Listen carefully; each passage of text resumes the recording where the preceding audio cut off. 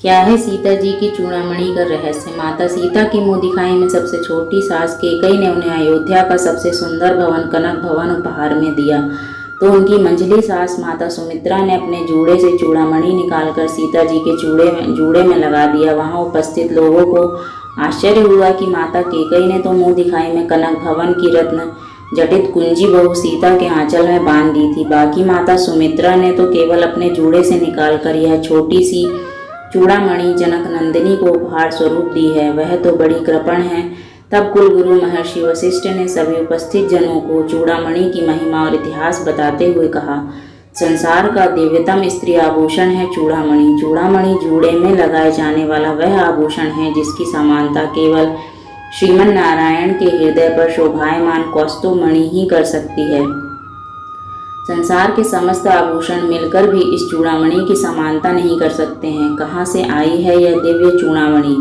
देवताओं और दानवों द्वारा अमृत प्राप्ति के लिए किए गए समुद्र मंथन से एक एक करके 14 रत्न लक्ष्मी, कौस्तुभमणि, कल्पवृक्ष, वारुणी, सुरा, धन्वंतरी, वैद, चंद्रमा, कामधेनु, ऐरावत हाथी, अप्सरा, रंभा, कालकूट, विष, उच्च श्रवा, घोड़ा, 5 जन्य शंख, पारिजात वृक्ष, अमृत कलश निकले।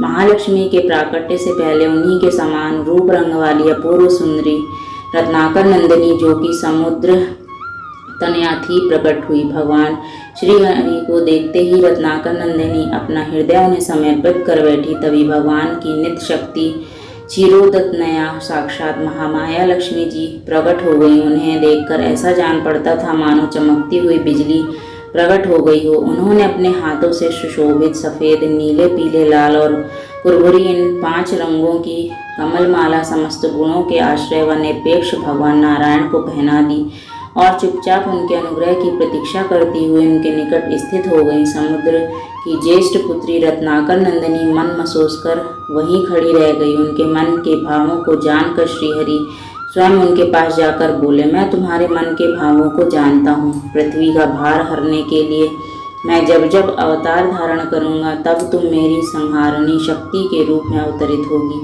कलयुग के अंत में कल की रूप में जब मैं प्रकट होऊंगा तब तुम्हें पूरी तरह अंगीकार करूँगा।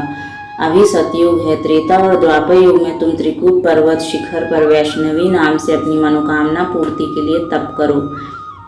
तब रत्नाकर नंदिनी ने अपने पिता द्वारा दी गई रत्न जड़ित चूड़ामणि जिसे विश्वकर्मा ने बनाया था अपने जूड़े से निकालकर श्री हरि को भेंट कर दी और तप करने के लिए चली गई।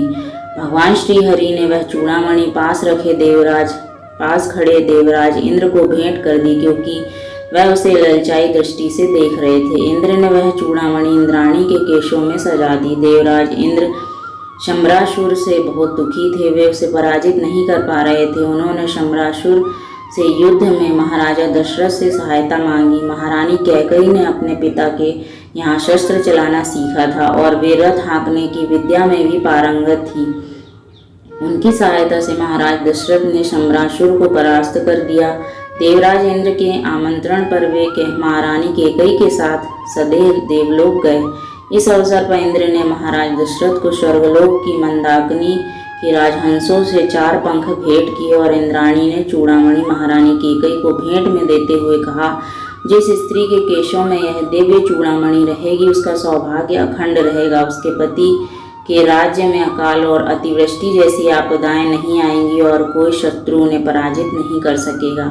महारानी कैकई ने अयोध्या आकर वह चूड़ामणि यह सोचकर सुमित्रा जी को दे दी कि मुझे तो महाराज दशरथ और प्रजा का प्यार वैसे ही सबसे ज़्यादा मिल रहा है। मंझली रानी सुमित्रा रात दिन परिवार की सुख सुविधा में लगी रहती हैं। हमारा सौभाग्य भी एक ही है, अतः इसकी असली हकदार तो सुमित्रा ही हैं।